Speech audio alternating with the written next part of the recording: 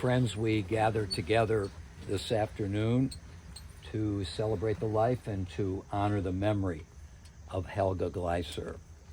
We feel comforted and supported by the presence of so many members of Helga's wonderful family and also by dear friends. Your presence means a great deal to all of us.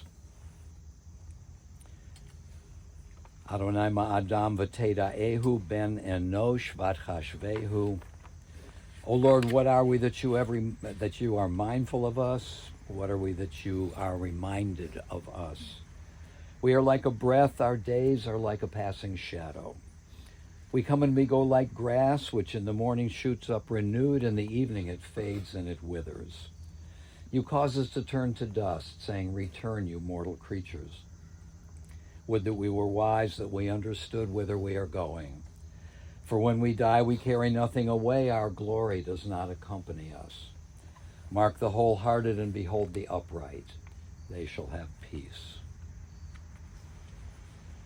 The author of the first of the Bible's 150 Psalms describes for us in language both poignant and succinct the nature of the good life and the fruits of that life.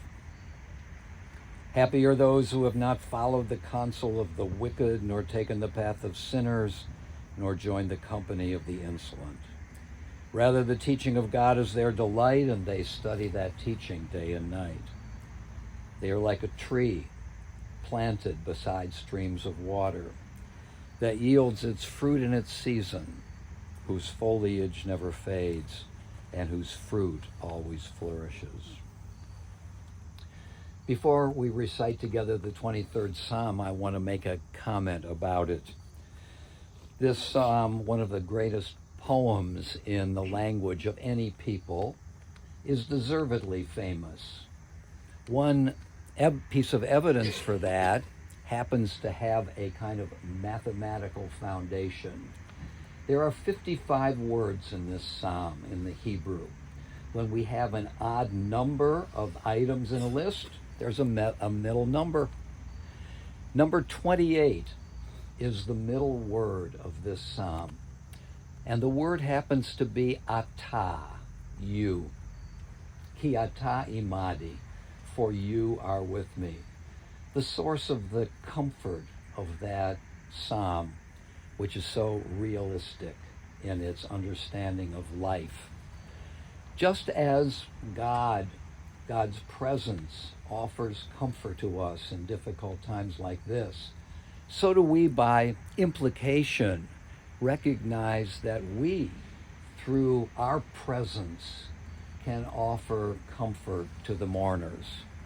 And I know that you will look in on the mourners from time to time. When we search for adequate words, we find that we don't have them. But we do have a resource, and that resource is ourselves, personally, to reach out, sometimes in a wordless way, to offer comfort to one another. Let's recite together the 23rd Psalm. The Lord is my shepherd, I shall not want. He maketh me to lie down in green pastures. He leadeth me beside the still waters. He restoreth my soul. He guideth me in straight paths for his name's sake. Yea, though I walk through the valley of the shadow of death, I will fear no evil, for you are with me. Your rod and your staff, they comfort me. You preparest a table before me in the presence of mine enemies. You have anointed my head with oil, my cup runneth over. Surely goodness and mercy shall follow me all the days of my life, and I shall dwell in the house of the Lord forever.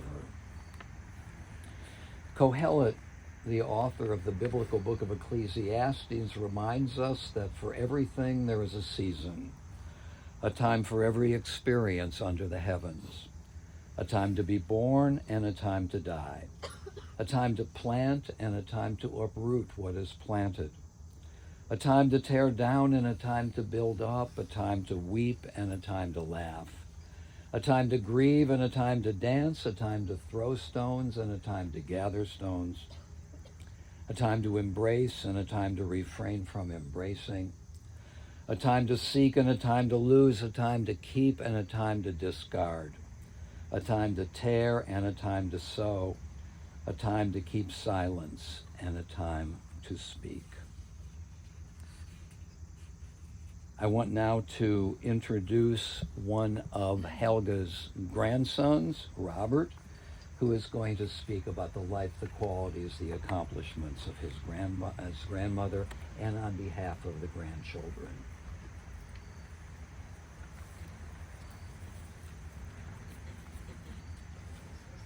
Hi, I'm Robert Gleisser. I'm third in line of the grandchildren, the oldest but the shortest of all the male grandchildren. And it's an honor to speak to you all today, for we are the lucky ones, each of us, because to know Helga was to be filled with bursts of joy, even in the darkest moments. She was one of a kind. Her love was delivered in insights that were at once incredibly kind, frank, and often hilarious. She saw humor everywhere, in everything, while also being deeply empathetic, understanding, and wise.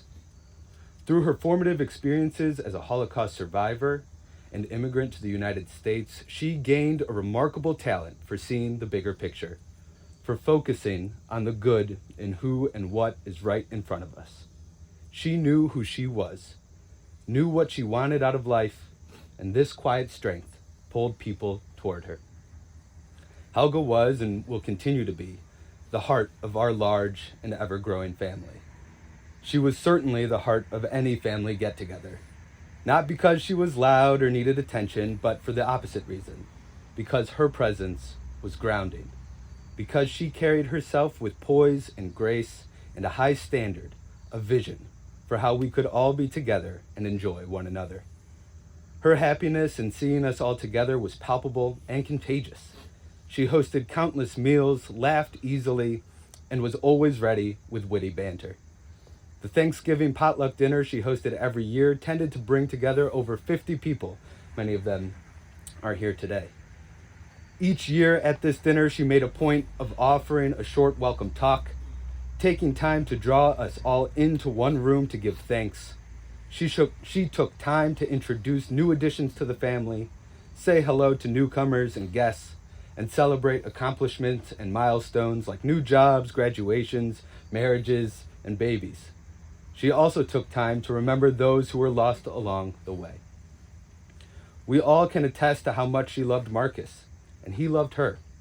She continued to honor his life and their legacy of nearly 50 years together. Helga and Marcus were an incredible couple. Their long, loving marriage was defined by their partnership, deep respect of one another, funny banter, travel, and love of family. As they say, Marcus was the writer who would write long letters to their kids and grandchildren. Helga would sign them and say, "Hello, we'll write more later." When Faye turned 30, she remembers jokingly telling Helga that she felt old. She gave her a playful, exasperated look and put things into perspective, saying, "I don't think I started to feel old until I was 83. You have too much time on your hands." Those words have stayed with Faye.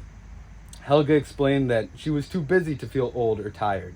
She had a husband and 4 kids to take care of, 9 grandchildren to keep tabs on, and now 5 great-grandchildren.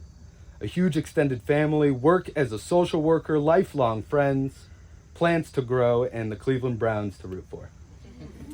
Brandon will never forget the multiple New Year's spent at Grandma Helga's house. Brandon says she would sometimes fall asleep before the ball drops, but he always appreciated the amazing food that she would make for them. She would go out of her way with making what they wanted, especially pizza bagels, mozzarella sticks, and of course, her famous German matzo balls. They could anchor a ship. One time, she basically forced Brandon and the cousins to watch this movie called Mr. Holland's Opus.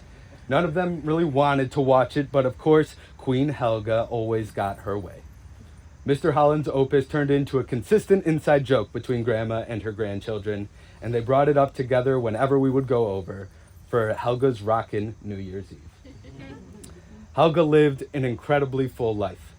With her 90th birthday just around the corner, Her mind remained just as young and sharp as ever. She kept up on the news and wanted to discuss politics and football games. She remained curious and imaginative and playful until her very last days. She was an excellent listener. She also gave wonderfully thoughtful and honest advice. She has helped each of us get out of bad dates, take hard things one day at a time, and has also been our greatest cheerleader, always ready to celebrate the sweet side of life. Even better if it comes rolled in schmaltz. To know Helga was to know joy. To laugh at ourselves, to see the levity, we all know that she would have gotten a kick out of knowing that she and the Queen of England passed away on the same day. Wherever Helga is, she is certainly holding court, making people laugh, lightening the day, and winning hearts. It is fitting that as an empath and rock to so many, that Helga loved and surrounded herself with vibrant flowers wherever she went. She had a remarkable green thumb. Her garden at her East Euclid home, the one she shared with Marcus and their 4 kids, was filled with all kinds of flowers, from petunias and geraniums to hibiscus and cacti, as well as herbs like parsley she used for the Passover Seders that she hosted. In the condo in Aurora that she and Mark moved to, her porch is filled right now with potted plants spilling out, weaving leaves along the banisters. In the same way that she cultivated her beautiful garden, she cared for and breathed life into this beautiful family. As her grandchildren, we have had the precious role of being part of her legacy and her pride. She kept a running list in her mind of all that we were up to and made sure to share with each of us whenever we checked in. She loved each of us and celebrated our triumphs as her own, while offering support and guidance during difficult experiences. May her immense love of life, growth, and joy, and our memories of her be a blessing in our lives for generations to come. Amen.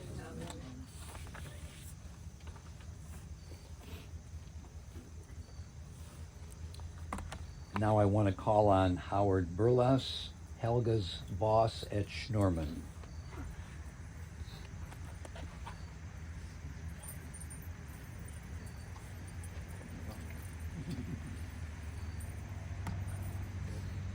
Hello, I'm Howard Berkowitz. I had the privilege of being Helga's boss for the last 5 years of her amazing career as a social worker at Schnorman House. I thank the entire family for allowing me to say a few words, and I promise to keep them brief. First, my condolences to the entire family and all her friends. Helga and the family have always had a special connection to Schnorman House. Helga worked there for over 30 years and then was a board member for a few more years. Neil was also a board member. Neil's mom lived there too. After Helga retired, she often came back to get her hair done at the beauty shop. Helga always stopped in the office to catch up. After Marcus passed away, she established a library in the social center that bears both their names. Helga also made sure we had plenty of magazine subscriptions so the tenants had plenty of reading material. Helga would call me from time to time and would ask what else she could provide for the tenants. She was always caring and thinking of the tenants.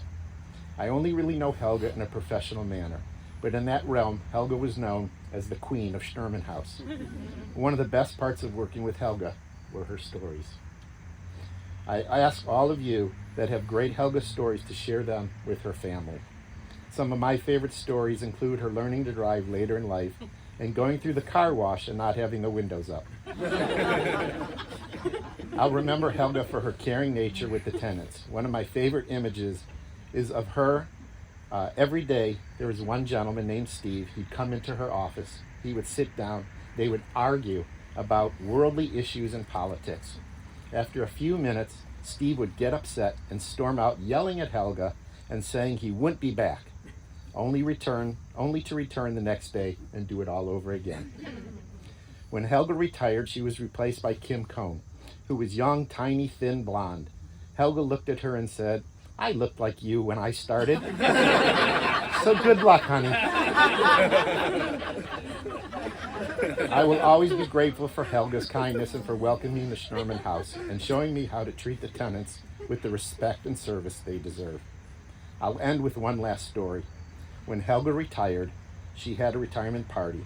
Helga gave the staff mugs with her picture wearing a tiara. I placed the mug on my windowsill and placed a sun catcher of Queen Elizabeth on top of it. It has remained that way since 2007. So how ironic that Queen Helga and Queen Elizabeth passed away on the same day. All I can think about and say is thank you, Helga, for one more great story. Thank you.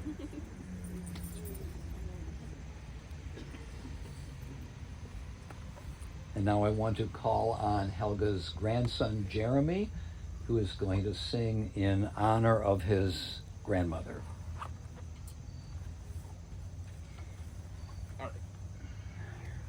Hello, everybody. Before I get started, I just want to thank you all for being here. I know she wanted a small funeral, but she would be so happy to see all of you here. She would have loved talking to all of you, I know for a fact.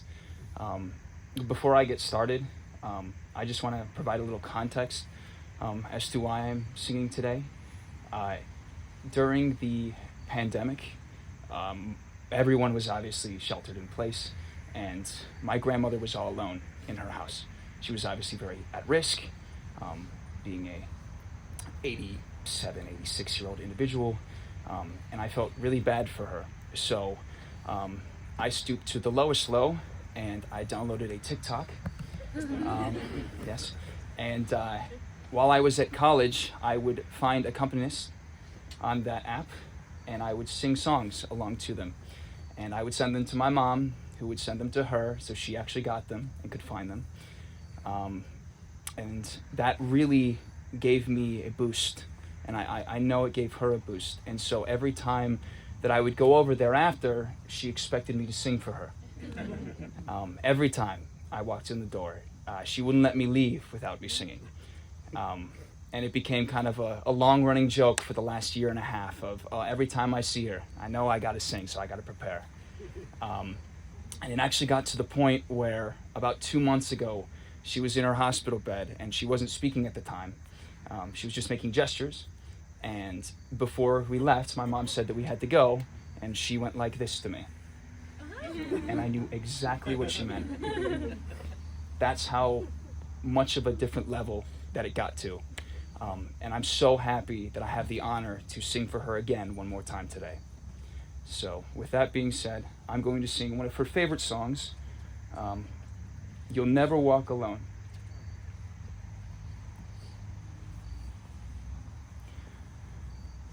When you walk through a storm, hold your head up high, and don't be afraid of the dark.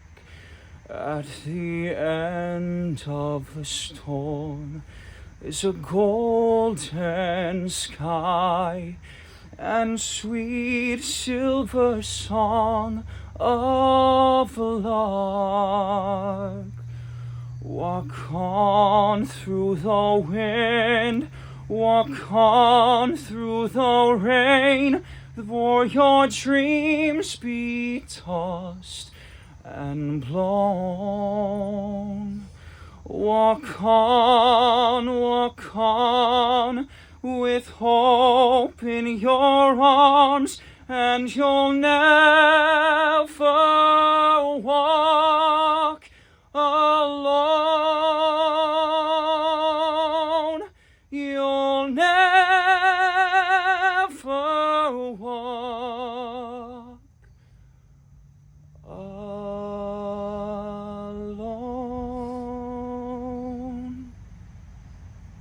Thank you.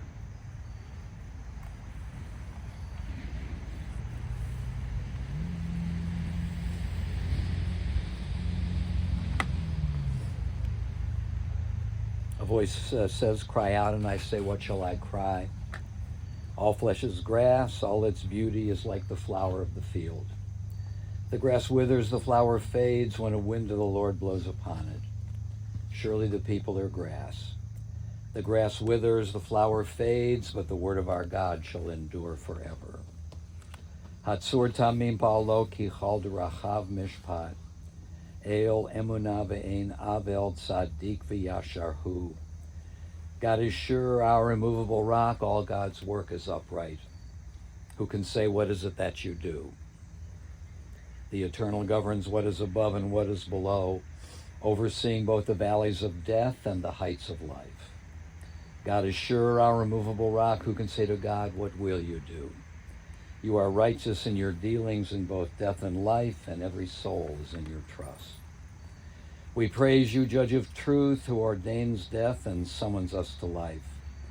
Help us to feel your presence at this time so that we may declare that God is upright, our rock in whom there is no unrighteousness. Adonai Natan v'Adonai lakach. Yehi Shem Adonai Mavarach. The Lord has given, the Lord has taken away. Blessed be the name of the Lord. Baruch atah Adonai Eloheinu melech haolam, asher yatzar etchem b'tzalmo, v'zan v'chilkel etchem b'tuvo, v'hemit etchem badin, v'nata b'tochechem chayei olam, Baruch atah Adonai, Dayan ha'emet. Eternal is your might, O God. All life is your gift. Great is your power to save. With love you sustain the living. With great compassion you give life to all. You send help to the falling and healing to the sick. You bring freedom to the captive, keeping faith with those who sleep in the dust. Baruch atah Adonai noteah b'tochenu chayei olam. We praise you, O God, who implants eternal life within us.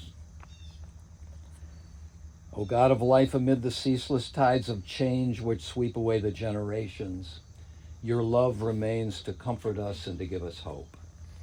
Around us are life and death, decay and renewal, the flowing rhythm that all things obey.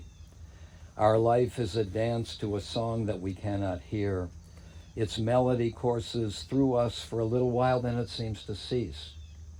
Whence the melody, and whither does it go? In darkness as in light, we turn to you, the source of life and the answer to all of life's mysteries. As you are able, I invite you now to please rise for the Eil Malei Rachamim.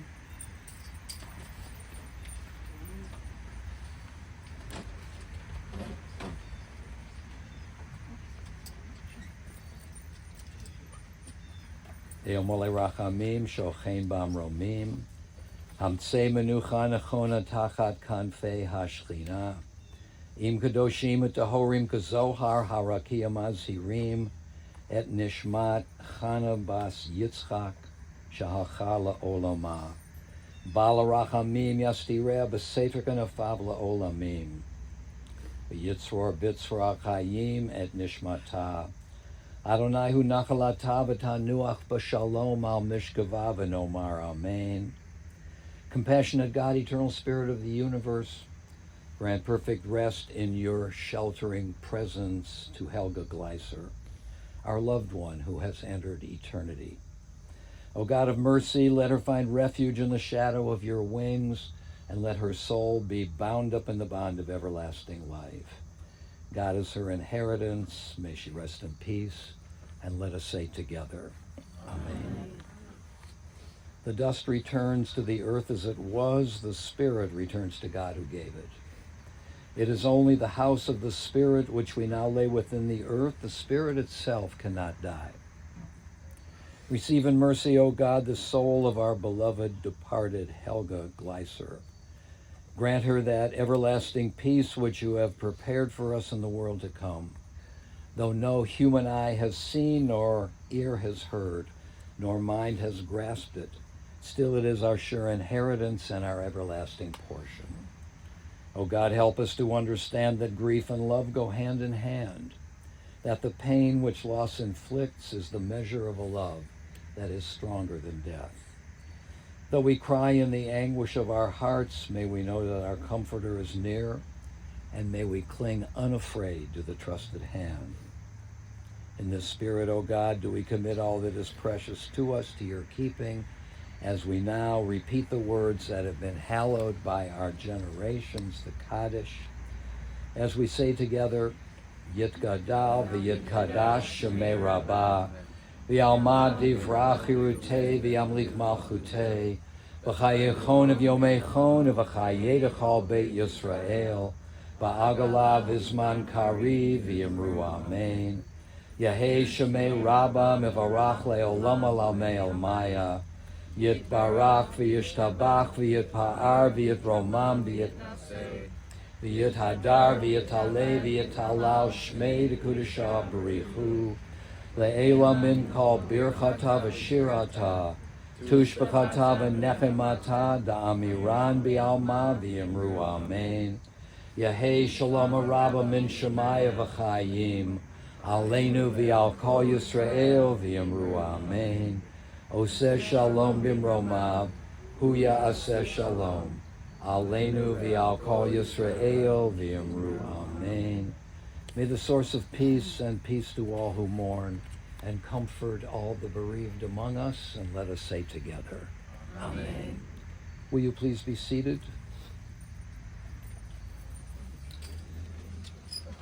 Before we conclude our service, I want to announce that Helga Gleisser's family will receive friends at the residence of Brian and Pam Gleisser. Brian, you want to tell us what the address is? The address is 22162 Westchester Road.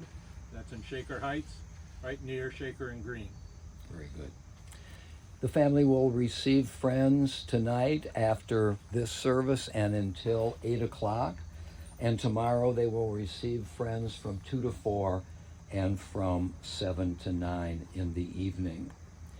I want to now call on Helga's daughter, Ellen, who is going to say a few words.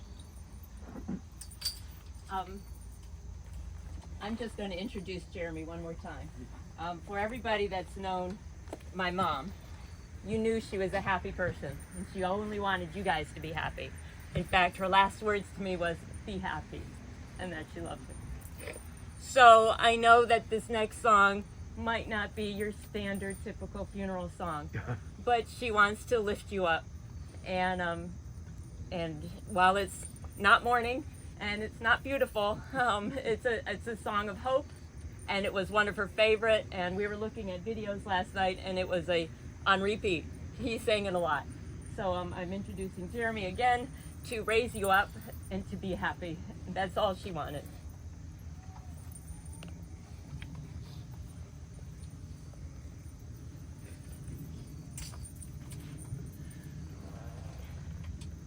There's a bright golden haze on the meadow. There's a bright golden haze on the meadow. The corn is as high as an elephant's eye, and it looks like it's climbing clear up to the sky. Oh, what a beautiful morning. Oh, what a beautiful day. I've got a beautiful feeling, everything's going my way. All the cattle are standing like statues. All the cattle are standing like statues. They don't even blink as they see me ride by. But a little brown maverick is winking her eye. Oh, what a beautiful morning. Oh, what a beautiful day. I've got a beautiful feeling, everything's going my way. All the sounds of the earth are like music. All the sounds of the earth are like music. The wind is so busy, it don't miss a tree. And an old weeping willow is laughing at me. Oh, what a beautiful morning. Oh, what a beautiful day. I've got a beautiful feeling, everything's going my way. Oh, what a beautiful day.